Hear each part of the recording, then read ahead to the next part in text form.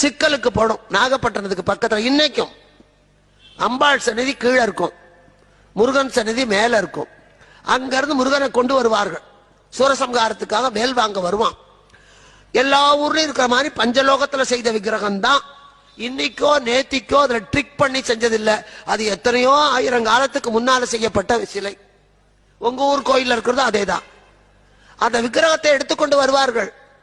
அம்பாள் சந்நிதியில நிறுத்தி மந்திரங்களை சொல்லி சொல்லி குறுக்கி நடுக்கி சாமியை கொண்டு போவார்கள். அம்பாள் கையிலிருந்து வேலை வாங்கி முருகன் கிட்ட கொடுப்பாங்க. அந்த வேலை வாங்குற போது அந்த செப்பு திருமேனியில முத்து முத்தா வியர்க்கும். யார் வேணா பார்க்கலாம், யார் வேணா பார்க்கலாம். இதுல மூடு மந்திரம் எல்லாம் இல்ல. அது அந்த அர்ச்சகர் இந்த முகத்தை எல்லாம் துடைப்பார். முருகனோட முகத்தை தொடச்சி தொடச்சி அந்த வேல் வாங்கி முடிக்கிறதுக்குள்ள அந்த துண்டு ஈரமா போயிட்டு புழிஞ்சா தண்ணி சொட்டும். இது எதை சொல்றது? இதுல என்ன ட்ரிக் இருக்கு?